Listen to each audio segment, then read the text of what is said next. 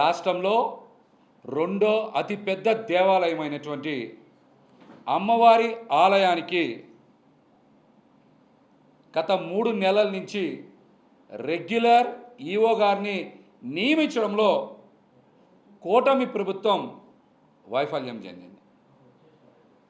December చివరిలో ఈఓగా ఉన్నటువంటి రామారావు గారు రిటైర్ అయిన తర్వాత ఇప్పుడుండేటువంటి ఈఓ రామచంద్ర మోహన్ గారు 3 పదవి బాధ్యతలు నిర్వర్తిస్తూ ఉన్నారు. ఆయన అడిషనల్ కమిషనర్గా అమ్మవారి ఆలయ ఈఓగా ఆయన 3 పదవి బాధ్యతల్ని నిర్వర్తిస్తూ ఉన్నారు. ఆయన ఏ పదవి బాధ్యత మీద కూడా పూర్తి సమయం కేటాయించలేనటువంటి పరిస్థితి గురించి అందరికీ స్పష్టంగా తెలుసు.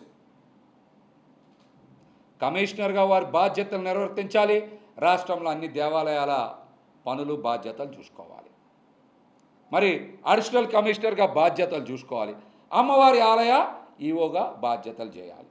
మరి అమ్మవారి ఆలయంలో ఎక్కడైనా సరే ఆయన వారం రోజుల పాటు అక్కడే ఉండి పదవి బాధ్యతలు నిర్వర్తించే అవకాశం ఉందా? ఆయన మంచి వ్యక్తి, బాగా పనిచేస్తారు, కింది స్థాయి నుంచి వచ్చినటువంటి వ్యక్తి. కానీ అమ్మవారి ఆలయంలో సమయం కేటాయించలేకపోవడం వలన అక్కడ అనేక కార్యక్రమాలు, అభివృద్ధి కార్యక్రమాలు, భక్తులకు సంబంధించిన సౌకర్యాల కార్యక్రమాలు, ఇంకా అనేక అంశాల మీద ఆయనకి సమయం చాలట్లేదు కనుక మేము కూటమి ప్రభుత్వాన్ని ఒకటే డిమాండ్ చేస్తూ ఉన్నాం, మీరు అమ్మవారి ఆలయానికి తక్షణమే రెగ్యులర్ ఈఓని నియామకం చేయాలి. గతంలో తెలుగుదేశం పార్టీ అనుసరించిన విధానాన్ని మరలా దుర్గగుడికి ఈఓగా ఒక ఐఏఎస్ స్థాయి అధికారిని నియమించాలి, రెగ్యులర్ ఈఓని నియమించాలి. అదేవిధంగా వారు కూడా ఐఏఎస్ స్థాయి అధికారి అయ్యి ఉండాలని కూడా ఈ సందర్భంగా మేమైతే కూటమి ప్రభుత్వాన్ని డిమాండ్ చేస్తూ ఉన్నాం. మరి 3 నెలల నుంచి ఎందుకు ఒక రెగ్యులర్ ఈవోని నియమించలేకపోతున్నారో సమాధానం చెప్పాలి. ఇంకా రెండో అంశం, మరి రాబోయే నెల రోజుల్లో పాలక మండళ్ళు కూడా నియామకం చేస్తామని చెప్తా ఉన్నారు. దేవాలయాల పాలక మండళ్ళ నియామకంలో నేర చరిత్ర ఉన్నటువంటి వ్యక్తులను కానీ వారి కుటుంబాలకు కానీ అవకాశం కల్పించకూడదు. రౌడీ షీటర్లో, మాజీ రౌడీ షీటర్లో, భూ కబ్జాదారులో ఇట్లాంటి వ్యక్తులకి పాలక మండలిలో అవకాశం కల్పించకూడదు.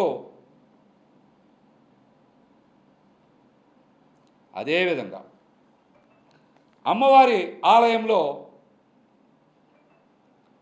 కాంట్రాక్ట్లు అన్నీ కూడా హిందువులకే ఇవ్వాలి. చాలా కాంట్రాక్ట్లు అన్యమతస్థులు చేస్తూ ఉన్నారు. ఆలయ ప్రతిష్ట దెబ్బతినేటువంటి అవకాశం ఉంది. హిందూ ధర్మం, సనాతన ధర్మం గురించి మాట్లాడేటువంటి చాలామంది, నేను ఎవరు ఒక్క వ్యక్తుల గురించి మాట్లాడతాను, చాలామంది ఈరోజు చూస్తూ ఉన్నాం, ధర్నాలు చేస్తూ ఉన్నారు, దీక్షలు చేస్తూ ఉన్నారు.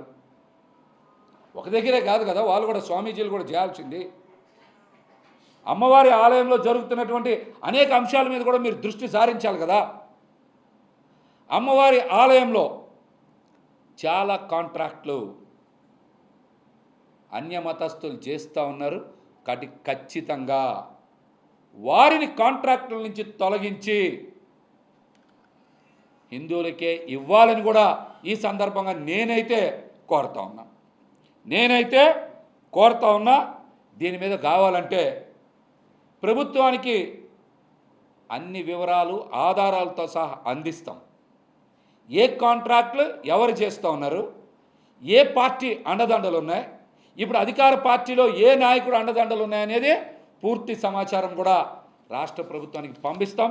ఖచ్చితంగా ఈ అంశం మీద కూడా విచారణ చేయాలి. అదేవిధంగా ఇక్కడ రెగ్యులర్ ఈఓగా లేకపోవడం వలన పూర్తిగా పర్యవేక్షణ కొరవడింది. ఉద్యోగస్తులు ఇష్టాని రీతిన వారికి నచ్చినట్టు పనిచేస్తూ ఉన్నారు. అసలు మీరు బయోమెట్రిక్ ఎంతమంది వేస్తూ ఉన్నారు, వీరు ఎక్కడెక్కడ విధులు నిర్వర్తిస్తున్నారు అనేది సీసీ కెమెరాలలో పర్యవేక్షించే విధానం లేదు. పట్టించుకునేటువంటి పరిస్థితి అంతకన్నా లేదు. పట్టించుకున్నటువంటి పరిస్థితి అంతకన్నా లేదు. గుడిలో పూర్తిగా రాజకీయ పార్టీల దుర్గంధం నిండిపోయింది.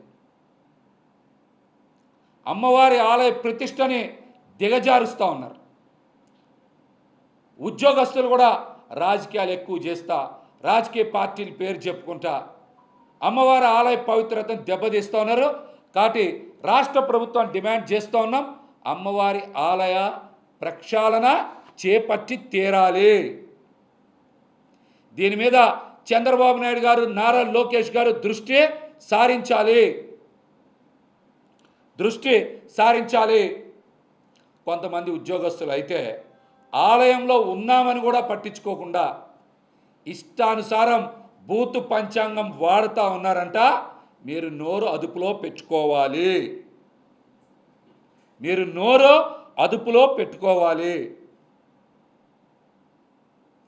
ఇది సందర్భం కాదు కాబట్టి మీ పేర్లు చెప్పట్లా నేను. మీరు నోరు అదుపులో పెట్టుకోవాలి. మీరు అమ్మవారి ఆలయంలో పనిచేస్తున్నారనే విషయాన్ని మీరు గుర్తుపెట్టుకొని మంచి భాష ఉపయోగించాలి.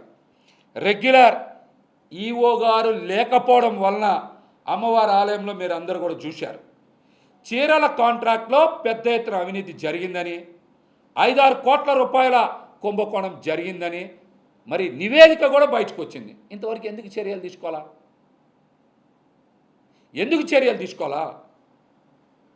దీని మీద కూటమి ప్రభుత్వంలో అధికార పార్టీకి సంబంధించినటువంటి ఎవరన్నా ఉన్నారా? వాళ్ళ ఒత్తిళ్ళు ఏమైనా ఫలిస్తూ ఉన్నాయా? లేకపోతే ఈఓ గారికి సమయం లేదా? చెప్పండి. సెక్యూరిటీ మీద కూడా పెద్ద ఎత్తున ఈ మధ్య వార్తలు వచ్చినాయి. సెక్యూరిటీ మీద కూడా మరి సంవత్సరానికి 4 కోట్ల రూపాయల సెక్యూరిటీకి అమ్మవారి ఆలయంలో డబ్బులు చెల్లిస్తూ ఉన్నారు.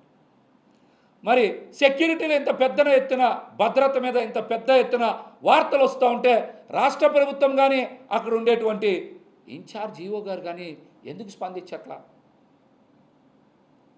భక్తుల డబ్బులే కదా, దీని మీద ఎందుకు మాట్లాడట్లా? చెప్పండి. అలాగనే అన్నదానం కాంట్రాక్ట్ అయిపోయి కూడా 3 నెలలు అయింది. ఇవాళ కూడా పేపర్లో వచ్చింది, ఆంధ్రజ్యోతి పేపర్లో వాటిలో వచ్చింది, మొన్న ఇప్పుడు ఈనాడులో కూడా వచ్చింది. మేమేం సొంత చెప్పట్లేదు కదా. అన్నదానం కాంట్రాక్ట్ అయిపోతే ఇంతవరకు అమ్మవారి ఆలయంలో అన్నదానం కాంట్రాక్ట్ పిలవడానికి కూడా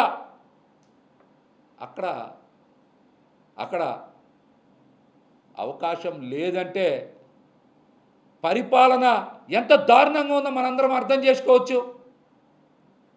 ఈ రోజున కూడా పెద్ద ఎత్తున వార్తలు వచ్చే దొంగ బిల్లులు పెట్టి అన్నదానంలో డబ్బులు కొట్టేస్తూ ఉన్నారని దీని మీద కూడా మరి ప్రభుత్వం స్పందించాలి. ఇంకా దారుణమైన విషయం ఏంటంటే మీరందరూ కూడా చూడాలి, మీరందరూ కూడా వెళ్ళాలి. అమ్మవారి భక్తులు, దుర్గమ్మ భక్తులు అల్పాహారం తీసుకోవడానికి అమ్మవారి ఆలయంలో క్యాంటీన్ లేదు. ఇవాళ ఎక్కడ క్యాంటీన్ లేదు, మీరు చూసుకోవచ్చు. దుర్గమ్మ భక్తులు దర్గా క్యాంటీన్లో టిఫిన్ చేస్తూ ఉన్నారు రోజు పోయి, మీరు చూసుకోవచ్చు. వెళ్ళి దుర్గమ్మ భక్తులు ఎక్కడ టిఫిన్ చేస్తూ ఉన్నారో దర్గా క్యాంటీన్లో టిఫిన్ చేస్తాను. నేను దీన్ని తప్పు పడతల్లా. ఇంత పెద్ద ఆలయానికి దుర్గమ్మ భక్తుల అవసరం తీర్చడానికి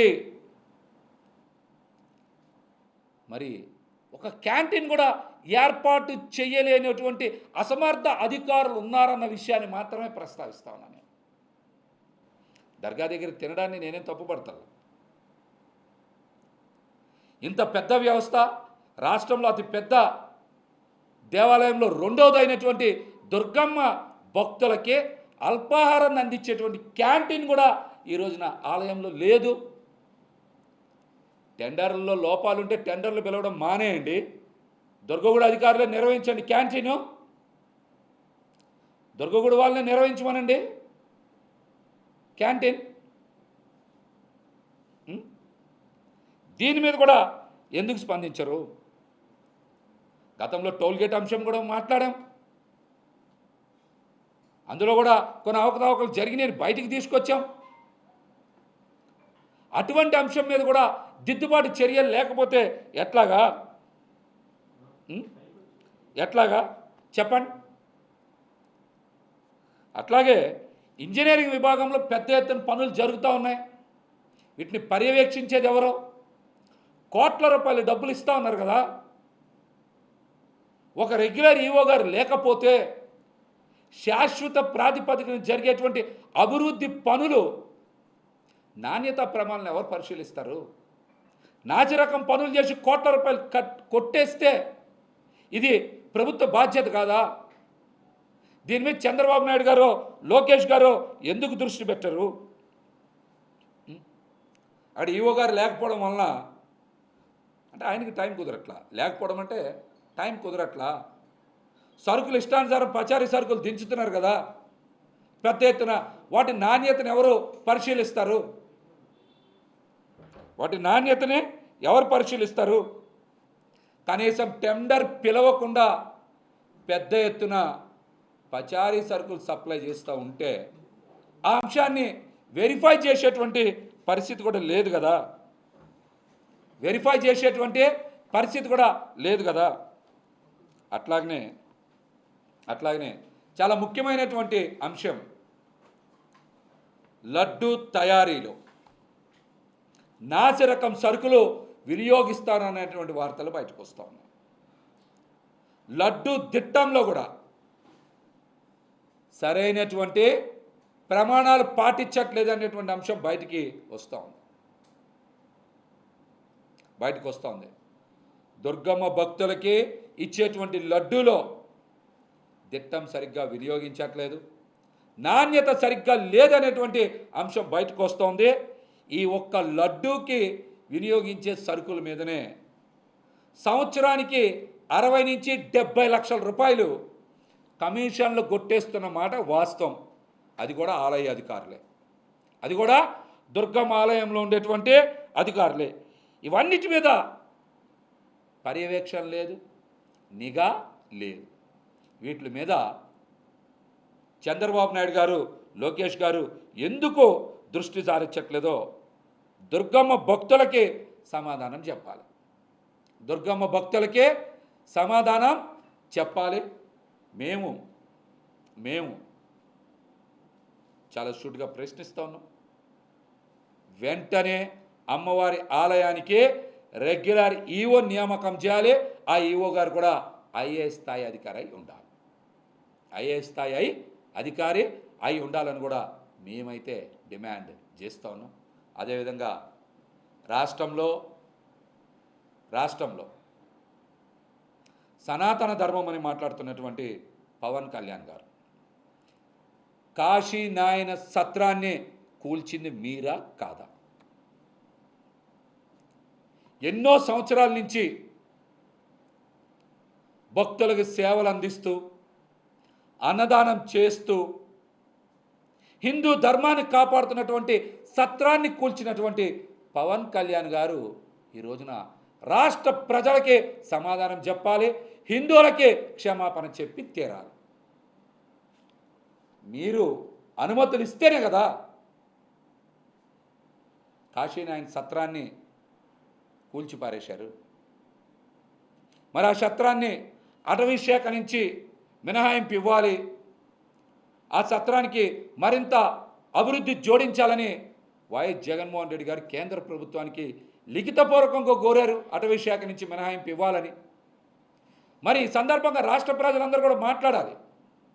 సనాతన ధర్మాన్ని కాపాడుతున్నది జగన్మోహన్ రెడ్డి గారా, లేకపోతే సనాతన ధర్మం ముసుగులో హిందూ దేవాలయాలను కూల్చిన పవన్ కళ్యాణ్ గారా అని రాష్ట్ర ప్రజలు ప్రశ్నించాలి. రాష్ట్ర ప్రజలు ప్రశ్నించాలని కూడా ఈ సందర్భంగా నేనైతే తెలియజేస్తాను. మరిన్ని వీడియోస్ కోసం ఛానల్ ని సబ్స్క్రైబ్ చేయండి. లేటెస్ట్ అప్డేట్స్ కోసం వాట్సాప్ ఛానల్ ని ఫాలో అవ్వండి. ఆ లింక్ డిస్క్రిప్షన్ లో ఉంది.